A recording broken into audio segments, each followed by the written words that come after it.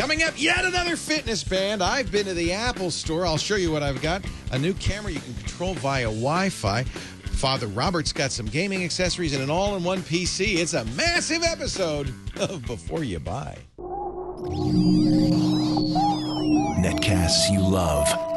From people you trust. This is Twit. Bandwidth for Before You Buy is brought to you by Cashfly at CACHEFLY.com. Before You Buy is brought to you by Hulu Plus. Hulu Plus lets you binge on thousands of hit TV shows anytime, anywhere, on your TV, your PC, your smartphone, or your tablet. Visit huluplus.com/twit to start your free 2-week trial. That's huluplus.com/twit. Whap, whap.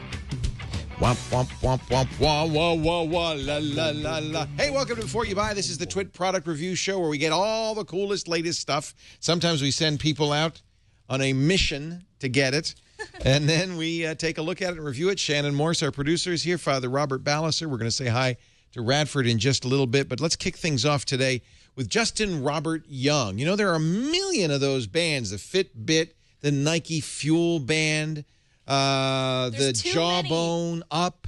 I've got like a dozen, and I'm not losing any weight. I know. I understand. I wear them all, and I still don't lose weight. Really? I am. Maybe. Oh, shut up. Maybe we found one. Justin Robert Young has a look at the My Basis band. Hey, guys. I'm Justin Robert Young, and this is the Basis B1 band. It is yet another of these fitness tracking hardware, wearable computing items that have become all the rage over the last couple of years and will, without a doubt, continue to be super popular. As you can take a look, really the keys for these kind of items, and this is the only one that I've personally reviewed, but as somebody who is fairly active at running and has an interest in keeping track of steps and all sorts of little kind of biometric activity that I do throughout the day, the key is this. A, can I wear it all the time? And the Basis B1 band does not disappoint in that regard. It is very wearable. It has a plastic strap here that is really meant to not only be worn all day and slept with, but also be able to take into the shower. Now, you're not going to take this thing 100 meters down deep into the ocean so you can stab a kraken in the eye, but it will be reasonably waterproof, and from what I tested it, including taking it in the shower, nothing seemed to go haywire if it was made contact with water. Here's where it suffers. This has to be the weirdest design in terms of syncing an item I've ever seen in my entire life. You take both bands off, right?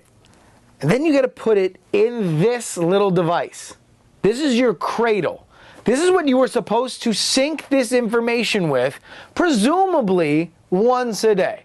So you'd think you just kind of put it, no, that's not how it goes. All right, how about, no. You got to do it like that. You have to like sneak it in the side.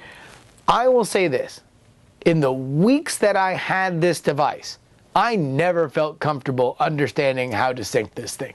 It was constantly like trying to figure out the Hellraiser puzzle. And really, despite the fact that this gathers data really, really well, I don't know that without a Bluetooth connectivity or some sort of whisper syncing, once you get into a friendly zone like Wi-Fi, how useful it really is. The Basis B1 band is $199. I have to think that if you want one of these now, some of the new Fitbits that are out, the Nike Fuel Band, I would say try those out. In general, it's a don't buy from me. This is Justin Robert Young, the Basis B1 band. It's a don't buy. I think everybody, I mean, there's a lot of good choices out there, and go with the cheapest one because, you know, we're going to all wait and see what happens with Apple and the iWatch next year, and you might well wish you'd bought that instead. So save your pennies. I kind of agree with him on that one. Thank you, Justin. Justin Robert Young, one of the hosts of NSFW, the show I never watch because that way I don't have to ever cancel it. Culpable deniability. It's exactly plausible, not culpable. So Thank you. Culpable. Culpable is something else. Mea culpa, mea culpa, mea maxima culpa. We got the Padre here, Father Robert Balliser, SJ. He is going to show us. You game a lot? I actually probably. Are you too allowed much. to game in the house? No. No. Where do you do that? He's Here? not allowed to. But... We gave him a bunch of Rocket stuff. We've had Rockets on before. The Rocket mouse, the Rocket keyboard. They've got a new mouse, a new pad, and the new Glow. It's a glow. Yeah, these are all gaming peripherals, and I got to play with them over the course of a couple weeks. So, you're a gamer. You bought a super high-performance gaming rig, purchased upgrades to make it even faster, paired it with a large, sexy, fast-response monitor, and shelled out enough cash to make it rain, geek style. That's a lot of money for gaming performance, so then why are you using anything but a high-performance input system? That's the question we tried to answer with the Kone Pure, the Kone Pure Optical, and the Rios Glow. Now these are gaming peripherals, and we know that some people get squeamish around video violence, so we've replaced any objectionable scenes with cute, cuddly Shutterstock animals. The Kone Pure and Kone Pure Optical are mid-range, high-performance gaming mice from Rocket, a company that specializes in gaming peripherals. The Kone Pure features an 8200 DPI sensor that can be adjusted up and down in sensitivity in 200 DPI increments, while the Kone Pure Optical sports a 4000 DPI sensor that can be adjusted in 400 DPI increments, both of which can be changed on the fly with a rocker switch behind the Titan wheel scrolling control. Both the Kone Pure and Kone Pure Optical are contoured for the average hand and covered in a soft touch material that should reduce gamer sweat. Rocket adds a nice touch by braiding their cable so as to reduce the rat's nest phenomenon common with USB peripherals. Both mice use Omron mechanical switch tech for positive clicky feedback and have 7 programmable buttons and the wheel for a total of 9 inputs. Half a megabyte of onboard memory allows them to store up to 5 primary button mapping profiles of those 9 input points, plus an additional 9 with the Easy Shift button duplicator. A 32-bit turbo-core V2 processor drives both the Kone Pure and the Kone Pure Optical, with that power also letting Rocket add a tracking and distance control unit to the Pure, which gives the mouse better tracking on difficult surfaces and allows players to lift without moving the cursor. A comprehensive list of customizable features is found in the Rocket utility, which also gives you control of the LEDs, which can be set to any of 16.8 million colors. The Rios MK Glow is the middle option of Rocket's new line of gaming keyboards. The Glow uses Cherry MX mechanical switches, which give it a few advantages over inexpensive membrane keyboards, such as greater durability and the ability to register a keystroke without having to press the key all the way down. Each key is illuminated by a LED under the cap, and the whole kit is covered in anti-smudge material. 5 macro buttons line the left of the Glow, and a non-detachable wrist rest adds an additional 3 thumb keys.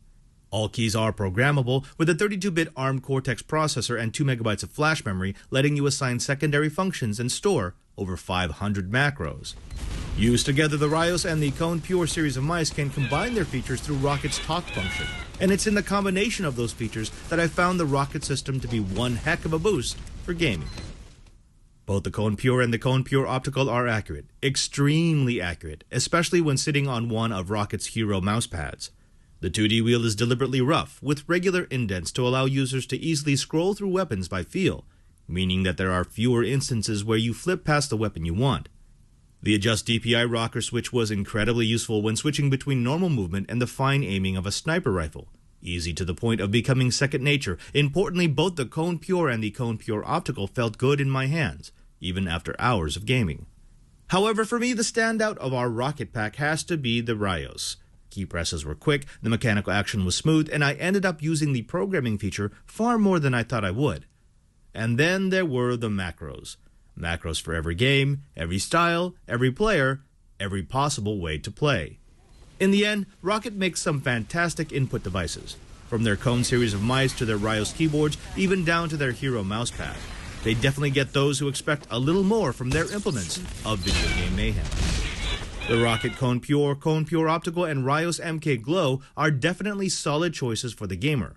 You can find them online now for less than $80 for the mice and $140 for the keyboard.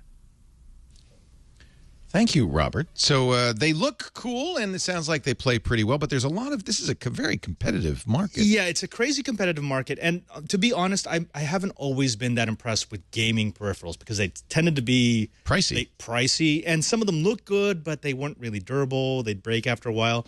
These are reasonably priced. I mean, they're more expensive than what you might pay for an off-the-shelf thing from Best Buy, But we're talking, $65 to $80 for the mice. Talking about $140 for the keyboard. So expensive, but not too expensive. I think your dad's talking to you. Oh, I'm sorry. I was watching Sleepy Hollow. Don't mind me. Just. Oh, we're putting him to sleep. I know. He's not a big gamer. I'm a fan of Hulu. Have you know Hulu Plus, right? Yes, I do. This is actually behind the scenes of Sleepy Hollow. I'm watching this on my iPad. Hulu Plus is a great way to watch a lot of the TV that you would perhaps be watching on your TV set if you can't watch it when it's on, right? Lots of episodes, lots of clips, stuff too from a lot of sources that maybe you don't have on your TV set, like the Wall Street Journal Live. With Hulu Plus, you can watch your favorite shows anytime, anywhere. Thousands of hit TV shows. Oh, Ellen's entire audience gets the gift of Hulu Plus. Wow. Whoa. Ellen, you are too good to your audience. I almost wish I could give you all Hulu Plus. Well, actually, I can. I can give you 2 free weeks right now. Ooh. Would you like that? Shh. Ellen.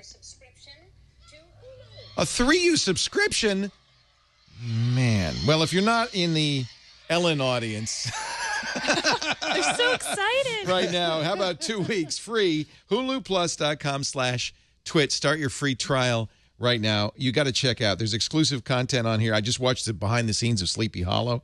There's Hulu originals like The Awesomes, starring Seth Meyers. Moon Boy with Chris O'Dowd from Bridesmaids. I love him. Love him.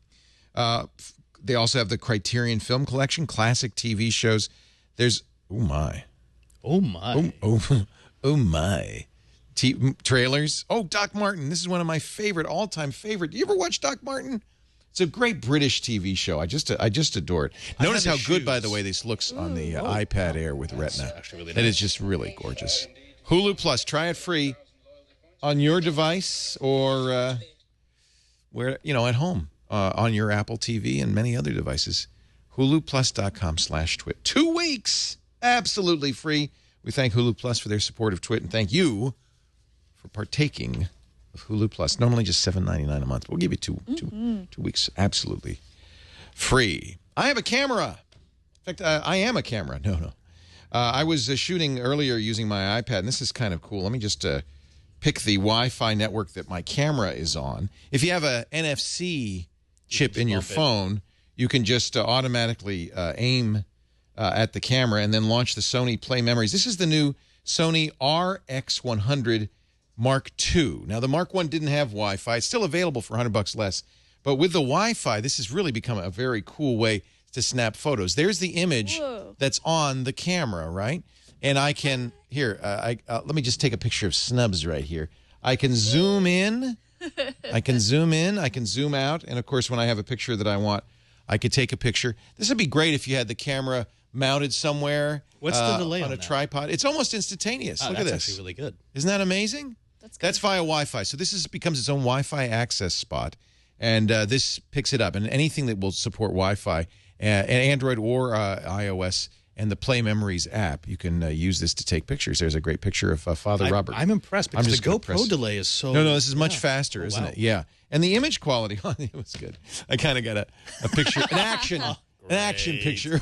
I did not take good pictures. That's not the selling point of this. In fact, I'm going to show you some of the pictures I've taken with this. This camera is expensive. I want to tell you, this is what we call a prosumer camera. It's a lot of pros like to have a point and shoot in their pockets. You see how compact it is, easy to carry around, that delivers really good performance. It shoots raw. Pros want that. It's a very large sensor for a point and shoot. Most point and shoots about a 1/4 inch sensor. This is a full inch sensor, which means you get really great image. Also quality, also 28 millimeters to 100, 3.6 zoom. That gives you, don't show the price because that's gonna change your opinion on this thing. That gives you really a very nice zoom range, ranging from 1.9 f1.9 all the way up to, 1.8 to all the way up to 4.9. So this is a very fast camera. Built-in optical image stabilization gives you really great results. Can you show Brian some of the pictures I've taken with this camera. This is out of doors. It is very fast. Just go through them pretty quick here. It is very fast. You're able to take shots extremely quickly. This is all low light photography. I wanted to do kind of indoor stuff. I was able to whip the camera out and take a picture within a second, literally from on to a shot within a second. That's pretty cool. The detail and the color is excellent, and because it's got optical image stabilization. Now, Well, if the person is bouncing, but that's actually how Liz looks. there is no way keep going. There's no way optical image stabilization is going to get this. We have very low light in this studio, despite all the lights. It really gets great detail. Wow. There's Burke's Yeah, nice. office. That's pitch black down there. There's not. You can't see. But you know who really turned me on to this camera? There's your helmet, Burke. Really excellent detail. 1-inch sensor means you're getting a lot of detail on the sensor that you wouldn't get with a normal point and shoot, and yet it's as compact as a point and shoot. There's a selfie. How about Selfies. that? Selfies. So show, if you can, show Rob Reed's pictures, because this is who sold me on the camera. You may know Rob Reed. Oh, wow. As the author of Year Zero, which is a great book about the copyright law. He did a fabulous TED Talk on copyright math. And, of course, he's married to Morgan Webb.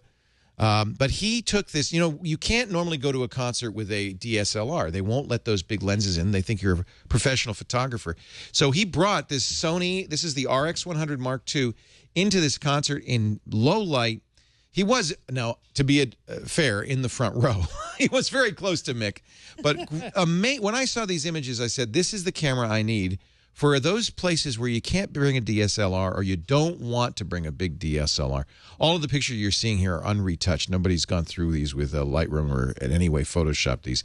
And I just think that the quality and the results are phenomenal. And notice its ability to freeze. Wow, It's very hard in concert lighting to get good shots. To the ability to freeze the image just as fabulous. These are all Rob Reed's pictures using the camera. Now, those are all pluses. I mean, optical image stabilization, Wi-Fi control. It's got incredible video modes. You spend a little more for the Mark II. It's about $100 more than the original. You'll get 24 frames per second. You get 60 frames per second.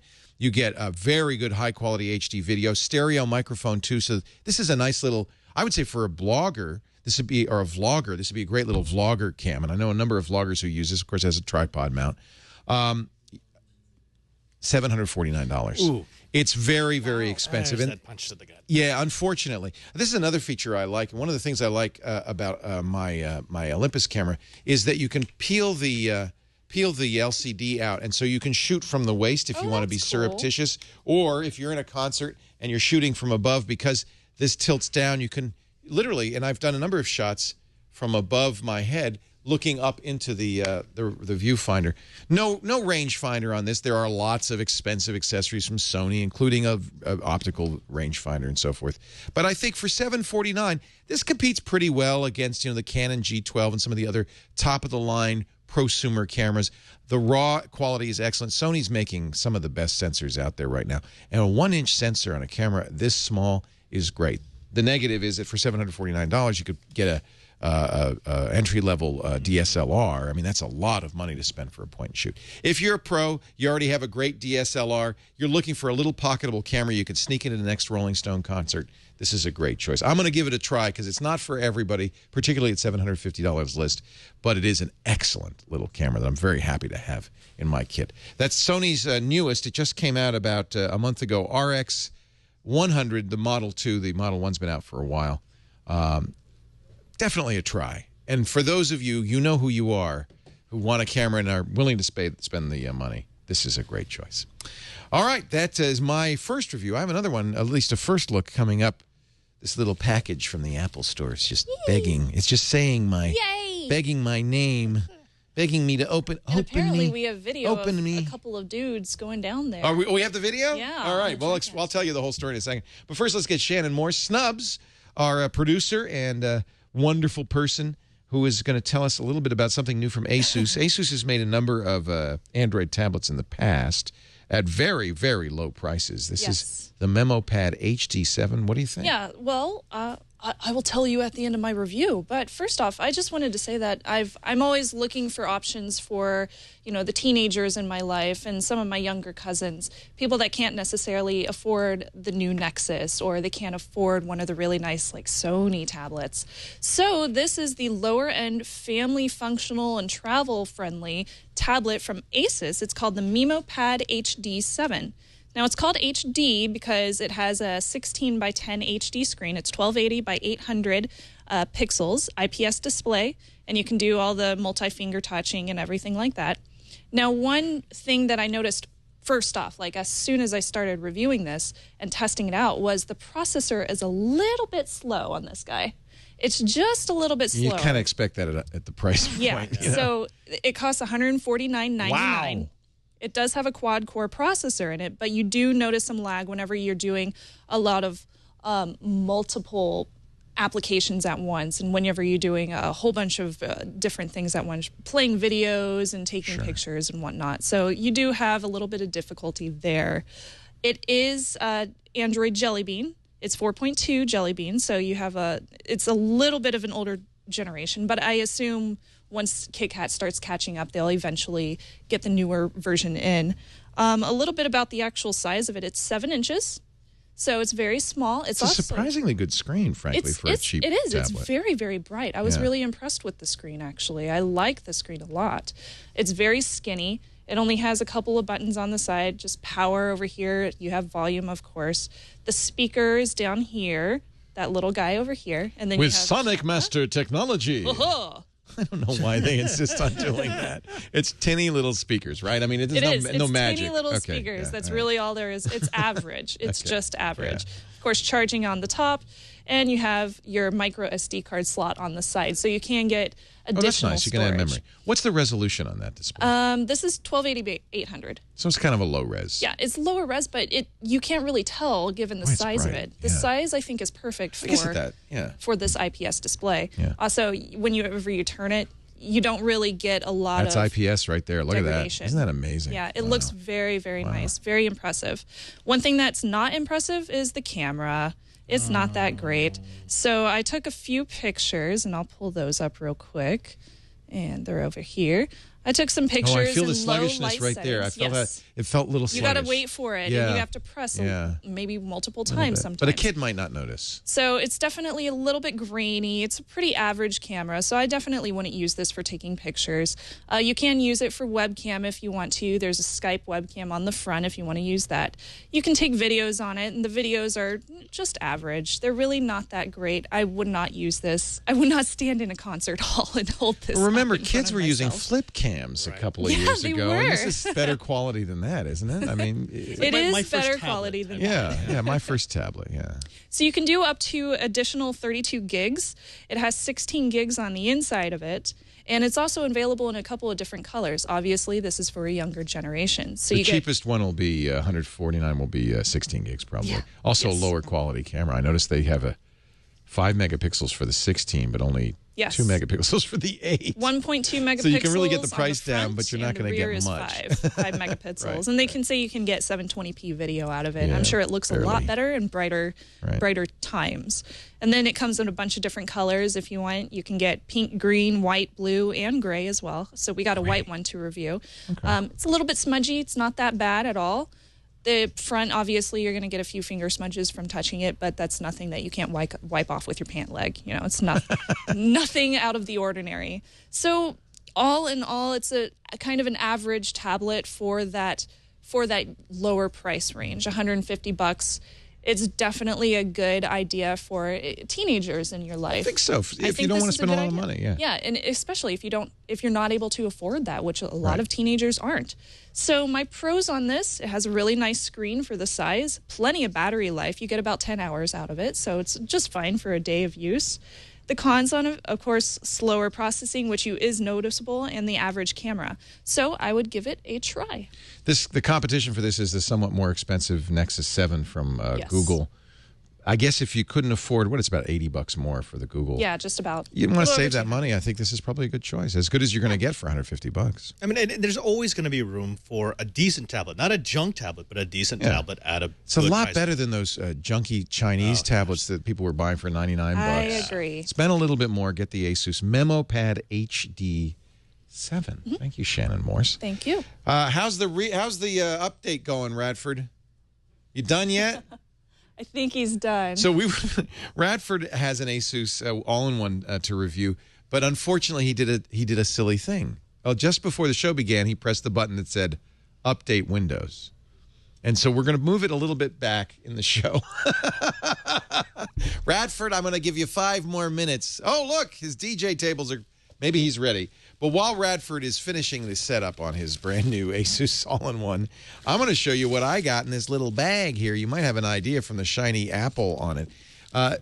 Now, as we record this, 11/12/13, November 12th, 2013, this morning at midnight Cupertino time, 3 a.m. East Coast time, Apple just took the store down and put the iPad mini with Retina display on the store.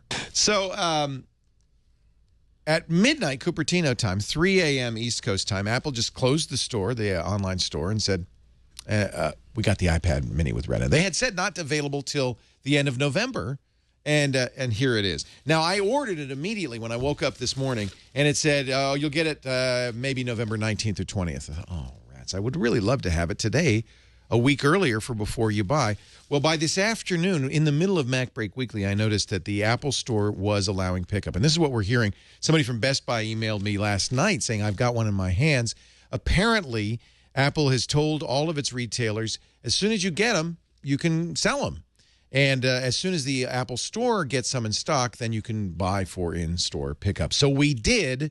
I was in the middle of Mac Break Weekly, but fortunately, Glenn Rubenstein and Josh Windish were available to take this trip down.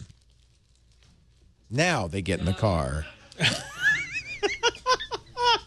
Chad, can we go right now and pick one up? Really? All right, Glenn's off to get our mini.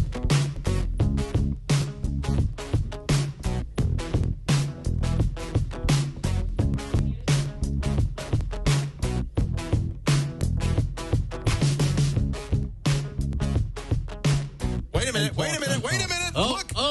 There. I see somebody. All right. All right, they've wrested it away from Josh. And here it is, ladies and gentlemen. Hey. Wow, that was a mission, wasn't it? Well, you may wonder why Robert was sitting in the street with a chicken. No reason. It's Petaluma. Yeah. Basically, that's why. He was waiting for Balut. Yep. No, what happened was we wanted to make sure that Glenn and Josh could get it in here in time, and so we were saving a parking space, right, for him. And that worked out well. Nobody ran you over. It's in the sun. It was beautiful. It was Thank nice you. out. Yeah. Did you order a pizza? I did. They would not deliver to a parking spot. You're kidding. No, that's strange. They hung up on you? They hung up on me. What did you say? I said, look for the guy in the red jacket holding a chicken. And they're like, yeah. Yeah. They probably get a lot of calls. They probably for do. It's 140 Petaluma. Keller Street. Yeah. So here it is. And actually, but in addition to so the iPad mini is $399 for the basic 16 gig Wi-Fi. I ended up getting the 64 gig Wi-Fi model. No engraving, or I wouldn't have gotten it today. I also decided, well, I'm going to get the smart case. I'm not a fan of the smart cover. It keeps it falling off, but the smart case actually goes all the way around the iPad mini. And this is the product red version. The negative on this one, and the do not buy really on this one, is it's very expensive, $60 for, it's leather. It's leather. Well, leather or pleather? No. Smells like dead cow. It's leather. No, they say it's actually leather. It's specially treated. But here it is. Shall we open it up now? I'll be completely honest, because we wanted to show this in action. I'd have opened this prior to the show, and there we go. And I set it up so that we would have something to show. Otherwise, I'd have to go through the Apple setup. But let me just show you. This is an iPad Air, same exact styling as the iPad Air, but size-wise, of course, it's 7.9 inches instead of 9.7 inches. The screen is smaller. But in almost every respect, this is a duplicate of the iPad Air. Same A7 processor. Same external M7 processor watching the accelerometer, and so forth. The screen resolution is even the same. In fact, when you get the screen resolution on a smaller screen, the dots per inch is higher on this. There is one difference. As this has come out, people have been benchmarking it with Geekbench, and it's been reported by Mac Rumors. Jason Snell's reported this also, that it is slightly slower clock speed. This is about 1.3 gigahertz instead of the 1.4 gigahertz in the iPad Air. Same speed, same processor, same speed as on the iPhone S. I don't think you're going to notice much difference. That's really not a huge difference from the point of view of a normal user. Let's unlock it, and I'll tell you what, Padre, I'm going to give you the honors of telling me what you think of the Retina display. This is the iPad Mini. I'm a fan of the Mini, by the way. I got to tell you, I loved the original Mini, with one exception. I said, why didn't they do a Retina display on the Mini? I mean, it just begs to have a Retina. So I was very gratified that Apple allowed us. No photos for you. Well, let me take a picture real quickly. Oh, it's downloading them for my photo stream, so there'll be a few pictures. In fact, is that the picture I took of Sarah Lane? No. I did. She's not like that. she's not happy now, I'll tell you. You know, I really wanted something that I could hold in one hand that it would have that small form factor. It's, of course, lighter, not much lighter because the new Air is so much lighter, but it's still under the Air, under a pound. And I don't know. Look at the screen, Robert. You tell me.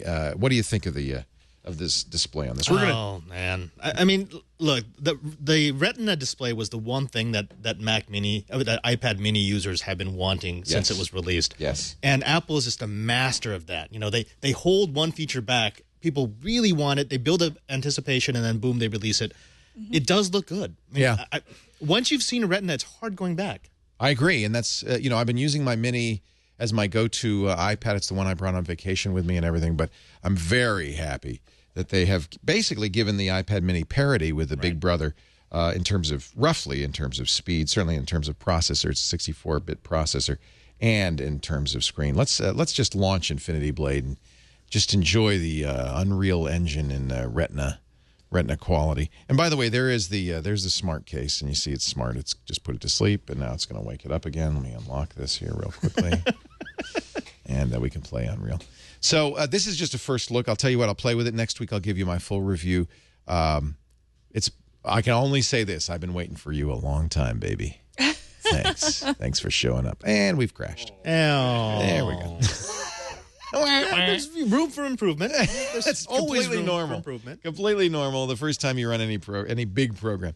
There you go. That's the iPad Mini, now available with Retina display. I almost can promise you these will be in very short supply before Christmas because a lot of people want them, but also I understand the Retina display is difficult to do. And so if you're lucky enough to have one at your Apple store, or you can order one online, I would do so quickly. I wouldn't delay. I imagine we'll see long waits soon for the Retina. So look at how this matches us. It's stealth. It's almost like I don't have an iPad Mini. Shall I get up and walk over to Radford? Have you installed the updates? All right, let's walk over to Radford. Things are Castro. working. He is our engineering master here at the Twit Brick House, and he's got a new all-in-one from Asus. You know, I'm an iMac user. I like the Dell XPS all-in-one. I'm a fan of this form factor because it's just clean on the desk. You know, if you're going to buy a desktop, why have a tower? Yeah, I don't know, but I didn't look at this from a desktop perspective. I looked at this as something in my kitchen or in my living room. Exactly. You know? Yeah. 27 inches? Yeah, 27 inches, and pretty much a lot of the specs you'll see is similar to what you see on the Dell, except for one little thing. It doesn't have an SSD cache. So this is still using a hard drive. It's 2 terabytes, uses 8 gigabytes of RAM and all that good stuff. But the thing that's an Intel technology that a lot of computers have. What do they call it? The smart cache? They're using like smart that. cache. Yeah. And this is running i7 right now. It's Haswell based. Looked pretty fast though in that swoop there. Yeah. So just exiting out of the program. A touch screen. I like that. Yeah, all it's right. multi-touch, so you can do a couple of things here that are pretty nice. IPS display? What kind of display is this? This one's actually washed out to me. Yeah, this is actually QHD. I don't know the exact. That's the resolution. Yeah, it's the resolution 2560 by 1440. Isn't that amazing? Yeah. Holy cow. Nuts. That's Retina. So, yeah, and this is the funny thing is when I actually. Oops, sorry, I touched it with my nose. Well, we know it's nose enabled now, which is good. All right. Yeah. It just needs to be smell enabled. But but for the most part, I actually when I loaded my account on here, I only had this many apps. Right. but I installed as what I thought would probably work best for a big screen. Now, some of these it comes with. I know the Wild Tangent Games is something that tends to get bundled with these, and I always take those things off immediately. But you were a nice man. You left all the stuff on there. Yeah, so some of the things I was really interested in is like recipe stuff. So this is something that you This would be good for the kitchen, huh? Right. Yeah. So I wanted to see what like the apps look like in 27 inches. Wow. And I just started browsing around. Here's like one. They're not really designed for this size display, are they? Look at that white space. Yeah. That is a lot of space. Yeah. So. And look at the thumbnail sizes. They're so small. They are. They're very small. It does look good. It looks good when you start seeing thumbnails of galleries and things like that. Then I got a couple of things here going on that are pretty cool. You'll kind of also notice that it's a little bit hard to drag your fingers across. It's so big. Like if you want to get the charms, you got to go all the way to the right. Yeah. If you want to see the other multitasking, get all the way to It's a lot of work. Here's the desktop. Right. Now, as a desktop computer, of course, it's going to be as good as any 27-inch desktop, I would imagine. So all the desktop stuff is normal, what you would see. But again, I didn't use this much like a desktop. You wanted a touch screen. I wanted a touch screen. I was more bent on, what is this going to be like in the middle of the kitchen? Where my wife is going to go in and see, some recipes. Can I help you with Windows 8? Just press that button there. Yeah. There you go. Yeah. We all need a little help when it comes to Windows 8. Games are kind of cool. We have Cut the Rope here. I wanted to see what this looked like. The kids are going to love Cut the Rope at 27 inches. Holy moly. Does it use the whole screen? Yeah, it uses Look how small the text is. Yeah. Wow. Wow. That's pretty cool. Yeah. You start to see a little pixelization, obviously, though, because of the way. Well, the graphics were not designed for this kind of resolution. Yeah. But I'm glad that what they didn't do is shrink it and have big black borders around it. They actually fill the screen on this thing. So you're good at this game. 3 stars. Nice. Here's a couple of things too. So probably this is a good demo because it's multi-touch and you get to play it. There's a lot of, demos like this. Is it 10-point multi-touch? Yes. Yeah. It's 10-point. So. It's kind of fun. It's all 10 fingers. Oh, get ready. Oh, Radford, are you a king? Are you a king of Fruit Ninja? I don't know. All right, stand back. There's a little bit of the lag temptation in the kitchen to actually use a real knife, you got to avoid that. Look at you go. Wow, that fruit doesn't stand a chance. Holy cow. That's 5 points. 2 hands. No, yeah, you almost tricked him there. That's good. All right. Wow, look at that. You're more than a ninja. God, it cannot. It's not. I've noticed it's missing some of your tabs. The reason why that is because it's still using a regular hard drive. It doesn't use SSD. Yeah. It's still just. So I/O is a little bit slow. Yeah, I just lost completely. I mean, it does have an i7. Yeah, it does have an i7, but it does need that SSD cache. So the other competitors are running that. This one does not. But the other cool thing too is that there are some apps that really took advantage of this, and this is the DJ app. I've been wanting to check out. Those are almost normal sized turntables. Right. So I'll just throw in a couple of tracks in here. Did you find over time that using a touch screen, your arm got tired? I mean, that's one of the things people have said. It did, huh? Well, it depends on the placement, right? So if your kitchen is a little bit high or low, then you're going to have to hunch over a little bit. You might have to have a seat to kind of play around with these kinds of things. Boy, this would be great. Put this on the table, you really be like a DJ. Here's the other thing too. It's really hard to find where to control the volume, so you have to use the Windows 8 way of controlling the volume. Oh, yeah, that's frustrating. That's very frustrating. Yeah. So this is the only way I could figure it out. Here's the other weird thing too. So look at this right here. That's a failing of the app, though, right? I mean, that's not. Yeah. So check this out right here. It looks like these are touchable, the mode menu, and they're not. But they're not. So at first glance, you look like you would touch underneath? it. Yeah, there's nubs, so you have to like feel for it. Yeah. You should have to touch under here to play around with the display menu. Not snubs, right? Okay, yeah, okay. Just wanted to check, make sure. So just selecting through the settings for your screen management involves just touching under here. Yeah. But sometimes it's kind of Now, weird. one of the things I liked about the Dell XPS-1 is the vast number of connectors on the back. I mean, you could set this up with a lot of different peripherals and hardware. Right. Same thing here on the Asus? Yeah, so you got... I'm going to go through a list here because I just can't remember them all. So you have a Blu-ray combo with a DVD burner. Blu-ray's in here? Yeah, Blu-ray's in here. Oh, wow. Actually, if you click this That's button nice. Here, it pops out. There's your Blu-ray drive. Oh, okay.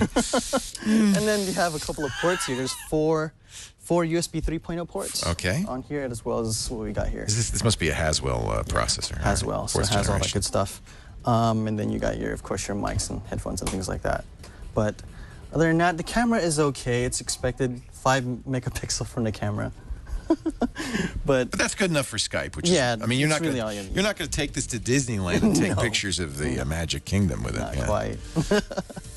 But overall, it's decent. The thing now is the kind of the sticker shock. Yeah. At this level, you're looking at $18.99. No, sorry. Yeah, that's really Macintosh iMac level, even higher. You can start iMac start at $1,300. Yeah. So you're paying a lot of money. I noticed also that there's some style in the mouse and the keyboard. These are kind of attractive. Yeah, aren't they? these are decent. Yeah. Looking at the mouse here, this is actually a touch wheel.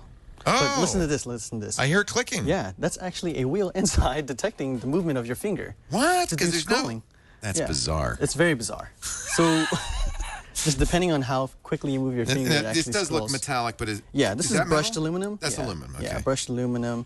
Kind of nickelish It's looking. kind of neat. Yeah, it'd be nice in the But it's actually a pretty kitchen or the decent looking keyboard. But I didn't want. foyer. Yeah, it looks pretty good. No, not in the foyer. Yeah. Can you see that?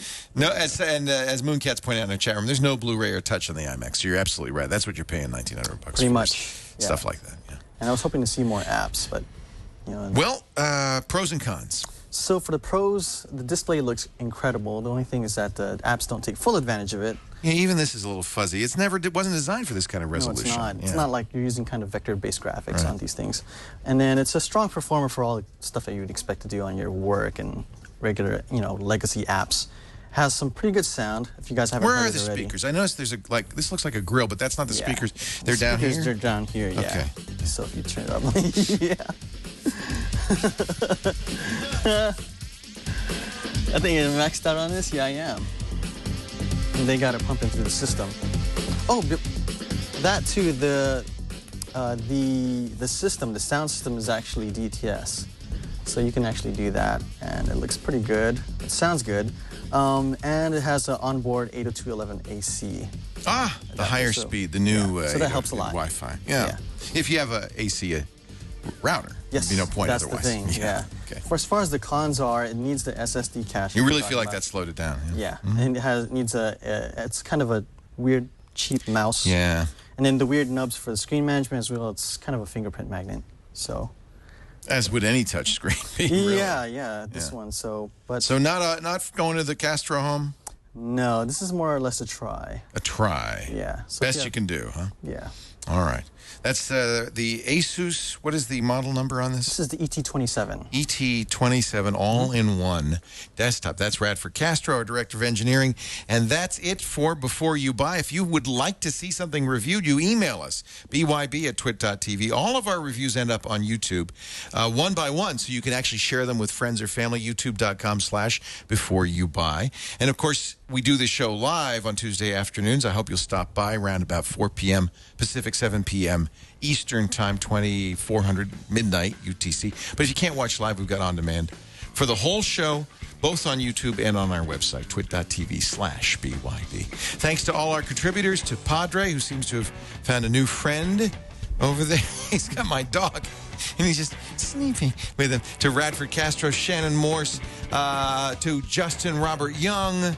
Is that everybody? I got them all, and me. Thanks to me, too. Thanks to you, most importantly, for watching. I hope you'll come back next week and every week. Remember, you got to watch before you buy. See you next time.